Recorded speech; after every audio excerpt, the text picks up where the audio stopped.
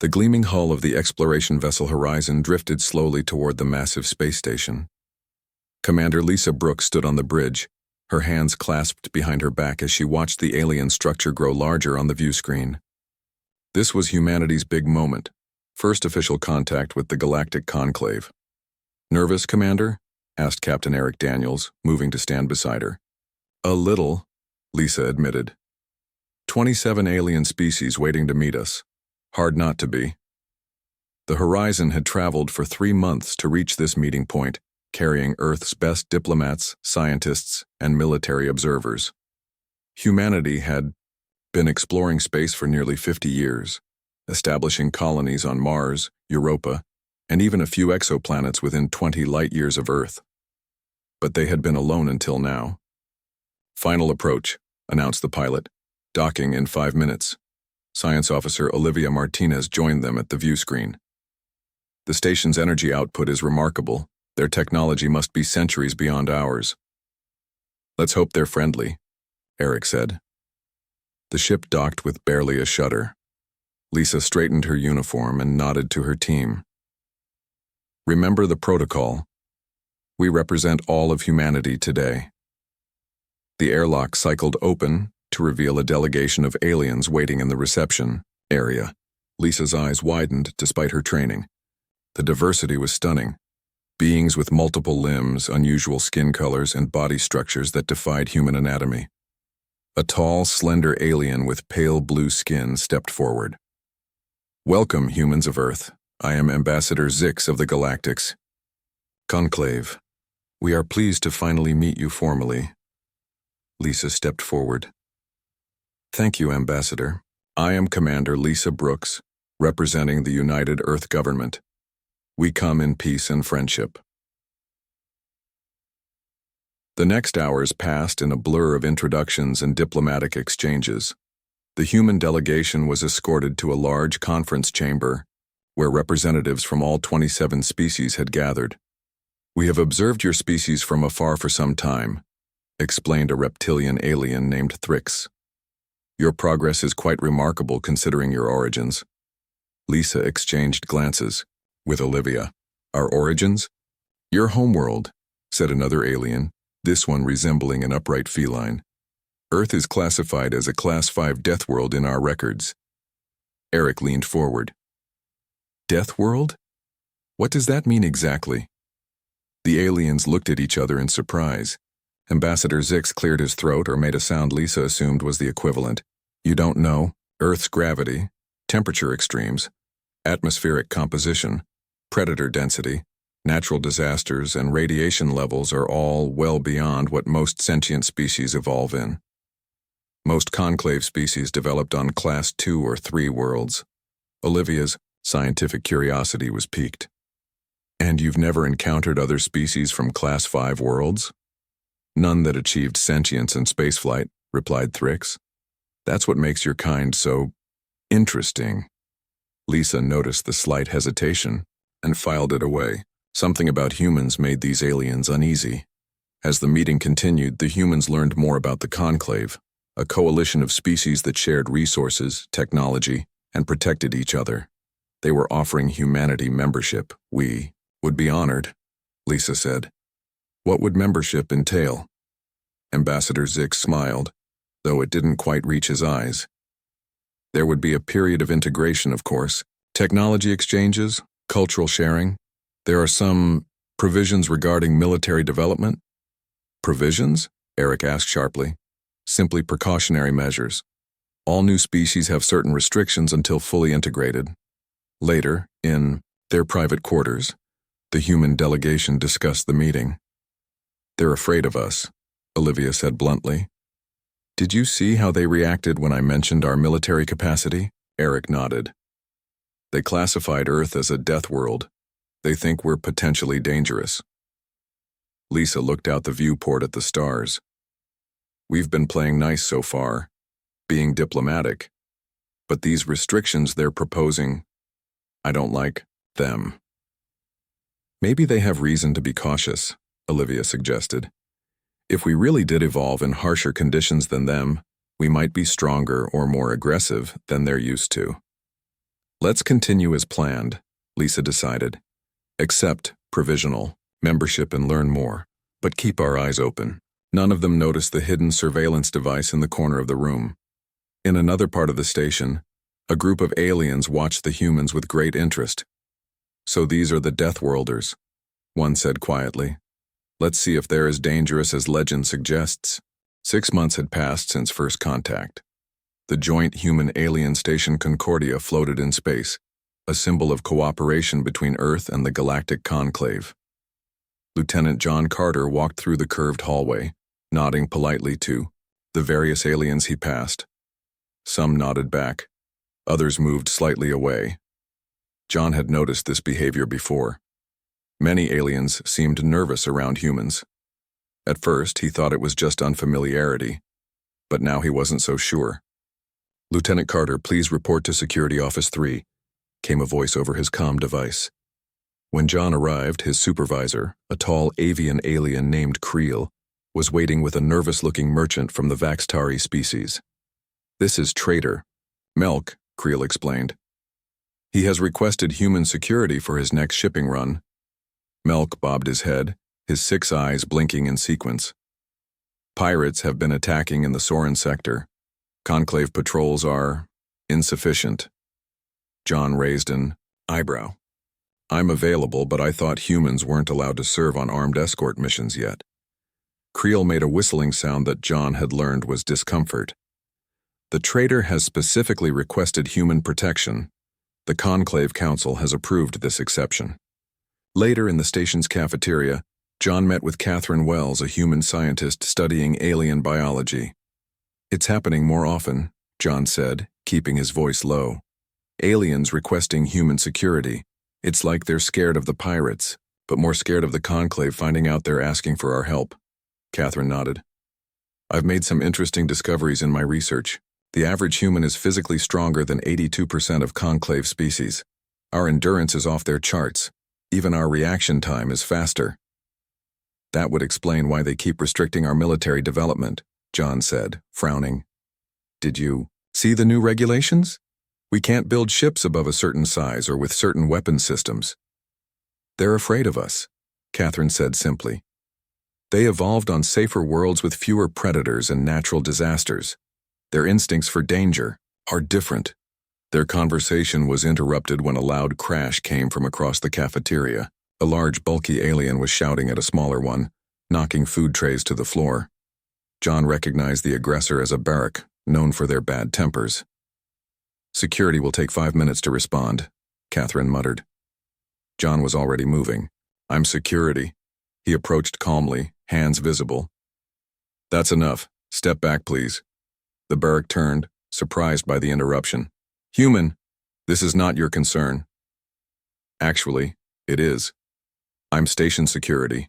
Whatever the problem is, we can discuss it without violence." The barrack roared and swung a massive fist at John's head. To the watching aliens, what happened next seemed impossibly fast. John ducked under the swing, stepped inside the alien's reach, and used the barrack's momentum to flip him onto his back. Before the alien could rise, John had him in a secure hold, applying pressure to specific nerve points. "Please calm down," John said evenly, not even breathing hard. "I don't want to hurt you." The cafeteria had gone silent. Dozens of aliens stared in shock. The barrack was twice John's size and known for his strength, yet the human had subdued him without weapons, seemingly without effort. Later that evening, John was called to meet with the station commander, a Palaxian named Vorex. "Lieutenant Carter," Vorex said stiffly, "while we appreciate your quick response today, many find your methods disturbing." "I used minimum force," John argued. "No, one was hurt." "That is precisely the point. What is minimum force for a human would be extraordinary capability for most species." Vorex slid a document across the table. "New protocols for human security personnel. More restrictions, I'm afraid." After the meeting, John found Trader Melk waiting for him in the corridor. "I saw what happened," the Vaxtari said quietly. "It confirmed my decision. My ship leaves tomorrow. The payment will be substantial. I'll need to clear it with my superiors." John replied. Already done, Melk said. Many traders are seeking human protection now. The pirates grow bolder, and the conclave, he trailed off. As they spoke, neither noticed the small drone recording their conversation. Far away on a crawl pirate vessel, a captain watched the footage of John subduing the barrack. So these are the humans, he growled. Time to test how dangerous they really are. He turned to his crew. Set course for the human colony ship New Dawn. Let's see how these Deathworlders fight when they're not playing by conclave rules. Alarms blared throughout the colony ship New Dawn. Emergency lights flashed red as frightened colonists rushed to secure areas. The ship shuddered as another blast hit its shields. Status report, Captain Kyle Thompson demanded, gripping the edge of the command console. 3 crawl vessels attacking, sir, responded his first officer. Shields at 40%. They're jamming our distress signal. Kyle's jaw tightened. The New Dawn carried 500 colonists bound for Proxima Centauri. It wasn't built for combat. Keep trying to get a message out. What's our weapons status? Minimal, sir, just point defense systems. Conclave regulations didn't allow for more. Those same regulations had required that human ships follow approved routes and remain lightly armed. The Conclave had promised protection. Where were they now? Sir, incoming transmission from the lead crawl ship. The view screen flickered to show a gray-skinned alien with ridged features. Human vessel, your defenses are failing. Surrender and prepare to be boarded. Kyle didn't hesitate. This is a civilian colony ship. We have families aboard. Stand down immediately. The crawl captain laughed. Then you should have traveled with better protection. You have 10 minutes to prepare for boarding. After the transmission ended, Kyle turned to his crew. Options? Lieutenant Samantha Reyes, the ship's tactical officer, stepped forward. Sir, I have an idea. The crawl don't know much about human ships yet. 12 minutes later, the lead crawl ship docked with the New Dawn. Armed pirates cut through the airlock, expecting to find terrified aliens cowering inside. Instead, they found darkness. The ship's gravity suddenly shut off. In the zero-G environment, the crawl floated helplessly, their heavy weapons now useless. From hidden positions throughout the corridor, humans launched themselves with precision, using the walls to propel their bodies like missiles. They wore simple mining tools and kitchen implements as makeshift weapons. The crawl, evolved on a high-gravity world with dense atmosphere, had never developed the same three-dimensional thinking that came naturally to humans who had climbed trees and cliffs since prehistoric times. The pirates were completely disoriented. Samantha led one group, using techniques adapted from ancient Earth naval boarding tactics. Push them back to the airlock, she shouted, as her team methodically secured each section. The crawl commander couldn't believe what was happening. These humans were supposed to be a restricted species, bound by conclave rules. Yet they fought with a ferocity and adaptability he had never seen. When the emergency signal from the New Dawn finally broke through the jamming, Commander Kyle was surprised at how quickly help arrived. A conclave patrol vessel appeared alongside, a small human defense ship. Looks like we missed the excitement, said the human captain on the rescue vessel. You're full of surprises, Thompson. Later, during the formal report to conclave authorities, Admiral Vork seemed more concerned about the humans' response than the pirate attack itself. You engaged in unauthorized combat tactics, the Admiral said sternly. Your ship exceeded its defensive parameters. Kyle couldn't believe what he was hearing. We were attacked. 500 civilians were at risk. Nevertheless, there are protocols, Vorks insisted. The Conclave must issue a formal warning to humanity for this incident.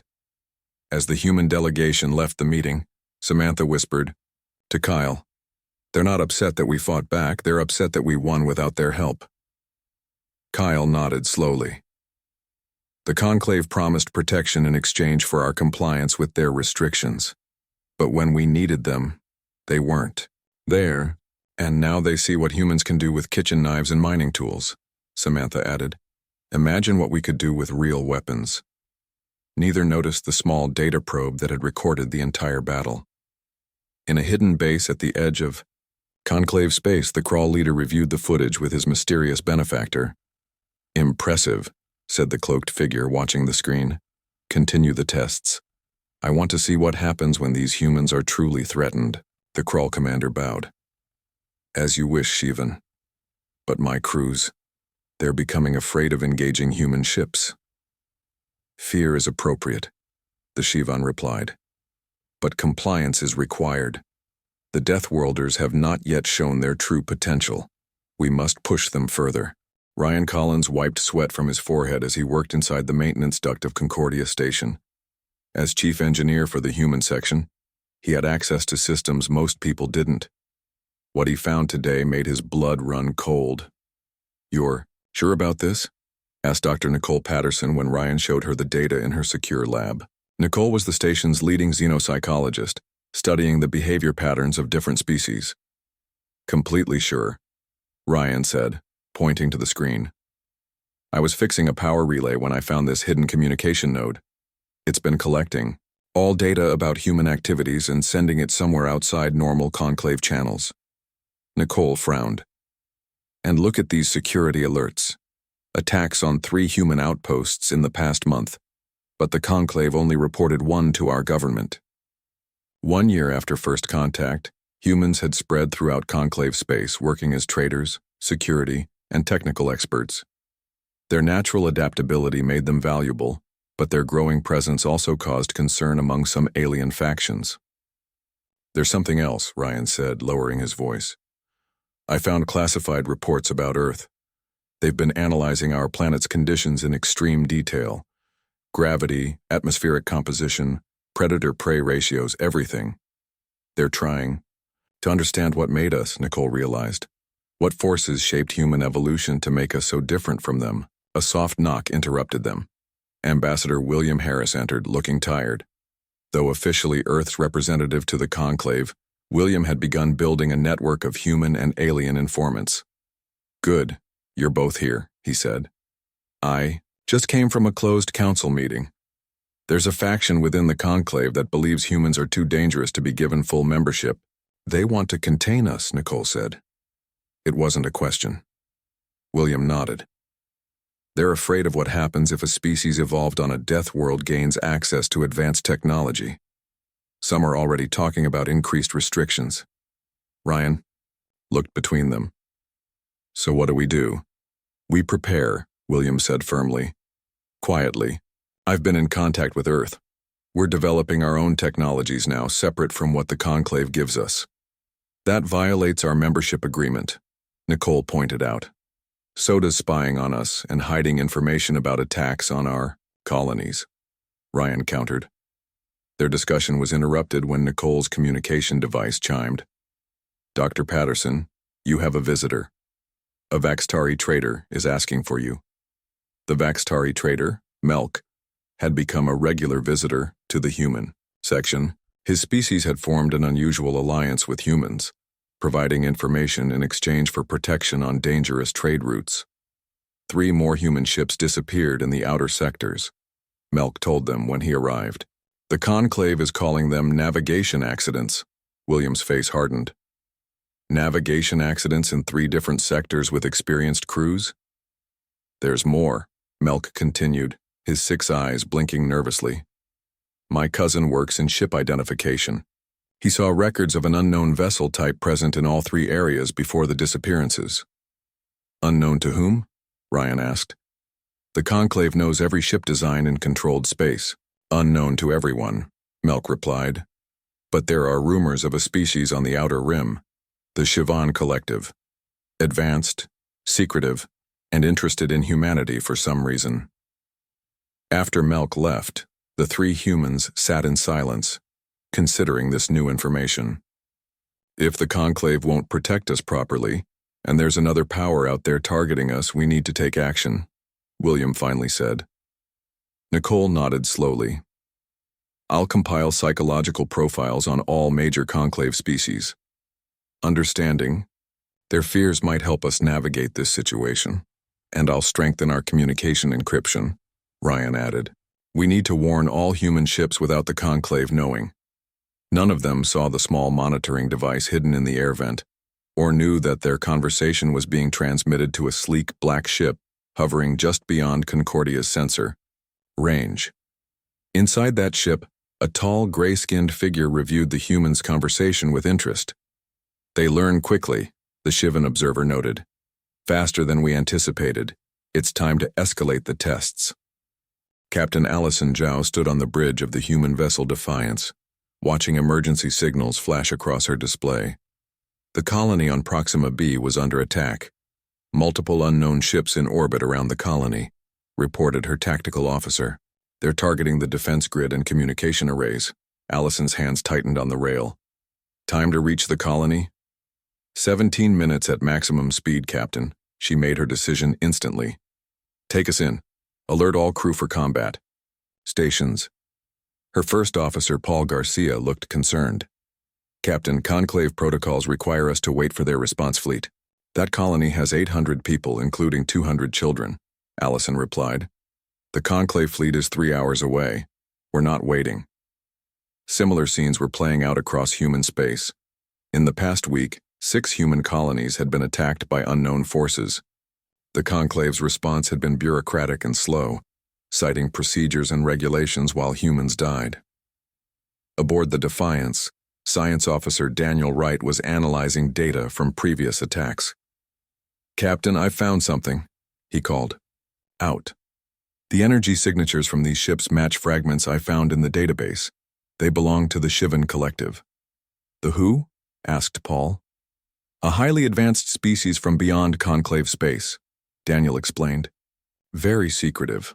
Almost nothing is known about them." "Until now," Allison said grimly.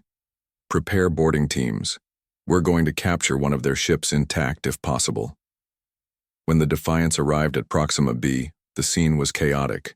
3 sleek black ships were firing on the colony's main settlement, while a fourth hovered near the power station. Allison didn't hesitate. "Target their engines. I want that ship disabled, not destroyed." The Defiance dived into battle, its weapons blazing. Though technically restricted by Conclave regulations, human engineers had been quietly modifying their ships for months. Hidden weapon systems, improved shields, and engines capable of maneuvers that would crush most alien physiologies all came into play. The Shivan ships, expecting easy targets, were caught off guard. 2 broke off to engage the Defiance, but Allison's crew was ready. The human ship performed a tight spiral maneuver, evading enemy fire while maintaining target lock. "Fire main batteries," Allison ordered. The ship shuddered as energy beams lanced out, striking one Shivan vessel precisely where Daniel had identified its propulsion systems to be. The black ship spun out of control, its engines dark. "Boarding team, prepare to launch," Allison commanded. "Engineering, keep their systems offline." For the first time, the Shivan Collective faced a prepared human response. What they found shocked them. The humans fought with a coordination and ferocity that belied their usually peaceful demeanor. In the cramped corridors of the disabled Shivan ship, human soldiers moved with practiced precision, neutralizing resistance with minimal casualties. News of the battle spread quickly. On Concordia Station, an emergency Conclave Council meeting was called. Ambassador William Harris stood before the alien representatives, his expression firm. "Today's events demonstrate that the current security arrangements are inadequate," he stated. "Human colonies were attacked while Conclave forces were hours away. We had to defend ourselves." The Palaxian counselor's skin flushed a deep purple. "Your ships used weapon systems well beyond your authorized capabilities. This is a direct violation of your membership terms." "Our people were dying," William replied simply. "The Conclave failed to protect them." The council chamber erupted. In arguments. Some species demanded stricter controls on humans, while others pointed out that the Conclave's response had indeed been insufficient. Meanwhile, on the captured Shivan vessel, Daniel made a startling discovery. "Captain," he called over the comm, "I found their mission logs. These attacks were deliberate provocations. They're testing us, studying our responses." "Testing us for what?" Allison asked. "I don't know yet," Daniel admitted. "But there's something else. According to these logs, they've been in contact with someone inside the Conclave. Someone who's been feeding them information about human capabilities and colony locations." "Back," On Concordia, Ambassador Harris received Daniel's report with a grim expression. The situation was worse than they had feared. Not only was humanity under attack from an advanced alien collective, but someone in the conclave was betraying them. In the shadows of the council chamber, a representative from the Shivan collective watched the proceedings with interest. The humans had responded even more effectively than expected. It was time for the final phase of their plan. Admiral Susan Parker stood before the Emergency Council of Human Leaders, her face grim as the holographic displays showed the current crisis. Representatives from Earth and all major human colonies listened intently. "The situation has reached a critical point," Susan said. "In the past month, 18 human settlements have been attacked. The Conclave's response has been inadequate at best and deliberately obstructive at worst. Images of damaged colonies and civilian casualties flashed across the screens. The attacks had become more frequent and more deadly. And now this," Susan continued, gesturing to a new hologram showing a massive fleet of sleek black ships. "The Shivan Collective has officially contacted Earth. They're offering an alliance against the Conclave, complete with unrestricted access to their advanced technology." A murmur spread through the council chamber. Governor Alan Foster from the High Mars colony spoke first. "Why would they want an alliance with us after attacking our colonies?" Lieutenant Commander Jason Miller stepped forward. As head of military intelligence, he had been analyzing the Shivan data captured from their ship. "The attacks were tests," Jason explained. "The Shivan Collective has been studying humanity's capabilities and responses. According to the files we recovered, they're impressed with what they found." "Impressed enough to stop attacking us and offer friendship instead?" asked Governor Foster skeptically. "It's more complicated than that," Jason replied. "The Shivan Collective has a history of finding species from harsh worlds and forming partnerships with them. They provide technology and resources, and in return, these species serve as their military forces." Colonel Grace Stewart, representing Earth's Combined Defense Forces, frowned deeply. "They want to use us as soldiers? As weapons against the Conclave?" "Precisely," Jason confirmed. "They've been manipulating events from the beginning, provoking conflicts to see how we fight." Admiral Parker took control of the meeting again. "We now face three options. Remain with the increasingly restrictive Conclave, ally with the technologically superior but manipulative Shivan Collective, or declare independence," finished Ambassador William Harris, who had just arrived from Concordia Station. "Forge our own path." The council broke into heated debate. Some argued that humanity needed the Conclave's protection network despite its flaws. Others pointed to the technological advantages the Shivans offered. A growing number supported independence. In a quiet corner, Dr. Nicole Patterson shared her psychological analysis with Jason Miller. "The Conclave species evolved on safer worlds," she explained. "Their instinct when faced with threat is to create rules and systems to control danger. They can't understand species like us, shaped by a world that tried to kill us at every turn. And the Shivans?" Jason asked. "Predators," Nicole said simply. "They see our potential for violence and want to harness it. Just as concerning as the Conclave's fear." Their conversation was interrupted when an aide rushed in with an urgent message. "Admiral Parker, a massive Shivan fleet has been detected near Earth orbit. They're requesting an immediate answer to their alliance proposal." The council room fell silent as the implications sank in. The Shivans weren't just asking. They were demanding a decision, backed by the implicit threat of their armada. Admiral Parker straightened her uniform. "We need more time to consider our options." "Time we may not have," William pointed out. "The Conclave is also convening an emergency session. Our sources say they're voting on a resolution to place all human military assets under direct Conclave control. For our own protection, of course." Susan looked around the room at the faces of human leadership. For generations, humanity had survived on a harsh world, developing cooperation and innovation alongside the capacity for decisive action when threatened. "We've played nice," she said finally. "We followed their rules, accepted their restrictions, tried to be the good newcomers, But humanity didn't survive Earth by being obedient when survival was on the line.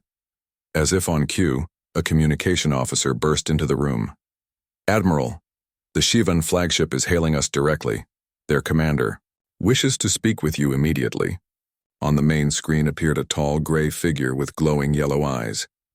"Admiral Parker," the Shivan commander said smoothly, "the time for deliberation is over. Join us, or be considered our enemy. We offer advancement. The Conclave offers only constraint." Across the room, faces hardened with resolve. Humanity stood at the crossroads, and the path they chose would determine their future in the galaxy. Admiral Susan Parker stared at the Shivan commander on the screen, her face betraying no emotion. Behind her, Earth's leaders waited in tense silence. "Your ultimatum is noted," Susan said calmly. "But humanity will need time to consider all options." The Shivan's yellow eyes narrowed. "You have 12 Earth hours, no more." The screen went black. Almost immediately, another call came through. This time it was the Conclave High Council. Their spokesperson, a tall Palaxian, appeared worried. "Admiral Parker, we understand you face a difficult situation. The Conclave is prepared to remove all restrictions on human development. Full membership with all rights and protections. We only ask for your loyalty against the Shivan threat." After both calls ended, the Human Council erupted in debate. The timing of the Conclave's sudden generosity wasn't lost on anyone. "They're scared," Colonel Gray Stewart observed. "They've restricted us for years, and now that they need our help, suddenly we're equals." Ambassador William Harris nodded. "And the Shivans want us as weapons. Neither sees us as true allies." While the council debated, Major Frank Lawson was preparing for a dangerous mission. As head of special operations, Frank had assembled a small team of human operatives. "This is high risk," he told them in the briefing room. "We're going to infiltrate the Shivan flagship and discover their true intentions." 6 hours later, Frank's team had successfully boarded the massive Shivan vessel. Using stealth technology developed in secret by human engineers, they moved silently through the ship's corridors, avoiding patrols. "Look at this," whispered Sergeant Kelly Martinez, pointing to a display they found in what appeared to be a research lab. "These are files on different species." Frank accessed the system using codes they had recovered from the captured Shivan ship. What they found sent a chill down his spine. "They've done this before," he said grimly. "Multiple times. They find species from harsh worlds, offer them technology and alliance, then use them as frontline troops in their wars. Once the fighting is done, the allied species is discarded or contained." "Sir, I found something worse," called another team member. "Plans for Earth after the alliance. They intend to establish direct control over all human colonies. We'd be nothing but soldiers to them." Frank captured all the data they could and sent it back to Earth using a secure quantum channel. Then, they began their extraction, but alarms suddenly blared throughout the ship. "We've been detected," Frank said. "Move fast." The team fought their way back to their shuttle, using the combat skills that had evolved over thousands of years on Earth. The Shivans, despite their advanced technology, seemed surprised by the humans' speed, strength, and tactical thinking. Back on Earth, Admiral Parker received Frank's transmission just as the Council was reaching a decision. The new information removed any remaining doubts. "Both the Conclave and the Shivan Collective see us as tools, not equals," she announced. "Humanity will stand on its own." She opened channels to both the Shivan Commander and the Conclave Council. "We appreciate your offers, but humanity has chosen a third path. We declare ourselves an independent power, allied with neither the Conclave nor the Shivan Collective." The Shivan Commander's face contorted with rage. "Unacceptable. You cannot stand alone. Your species will submit or be destroyed." "That," Susan replied coldly, "is not going to happen." The Shivan ships moved into attack formation. They expected an easy victory against an isolated species with limited technology. What they didn't know was that humanity had been preparing for this moment. Hidden Earth defense platforms activated. Ships that had appeared to be simple freighters shed their outer hulls, revealing advanced weapon systems. From the dark side of the moon emerged a fleet of human warships that had been built in secret. Susan looked at her fellow humans, seeing determination in their eyes. For the first time since meeting the galactic community, humanity was done playing by others' rules. All ships, battle stations, she ordered. The Shivans want to see what humans are truly capable of when threatened. Let's show them what a Deathworld species can do when the gloves come off. Captain Laura Chen stood on the bridge of the Defiance, watching the Shivan fleet approach Earth. As commander of the lead ship in humanity's newly revealed defense force, she would strike the first blow in this battle for independence. All ships. Report ready, Captain, said her first officer. Laura nodded. Commence attack pattern Delta. Target their command ships first. The human fleet moved with precision that shocked the Shivan observers. For months, human engineers and pilots had trained in secret, developing tactics that played to their unique strengths. Ships accelerated at speeds that would crush most alien physiologies, executing maneuvers the Shivans had never seen before. They can't predict our moves, Laura said with grim satisfaction. Their tactical computers are calibrated for conventional conclave warfare. The human ships struck hard and fast, disabling Shivan vessels with surgical precision. When the first wave of Shivan fighters launched, the humans were ready. Earth pilots, with reflexes honed by generations of evolution on a high-gravity world, outmaneuvered their opponents at every turn. The Shivan commander was stunned. These humans fought nothing like the cautious, rule-following species they had observed in conclave space. The Deathworlders had been hiding their true capabilities all along. On Earth, Admiral Susan Parker coordinated the defense from a bunker deep beneath the Rocky Mountains. Status report, she demanded. The Shivan fleet is in disarray, responded her tactical officer. They're regrouping for a second wave, but they've lost nearly 30% of their forces. And our losses? Minimal. Our shields are holding better than expected. The battle wasn't just about firepower. Human hackers had infiltrated Shivan systems, causing confusion and disrupting communications. Special forces teams like Frank Lawson's had planted devices on key Shivan ships during previous missions, devices that now activated to disable critical systems.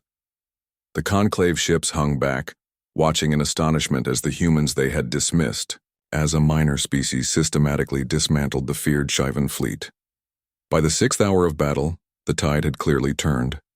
The remaining Shivan ships began to retreat, their formation broken. Should we pursue? Asked Laura's tactical officer. Laura shook her head.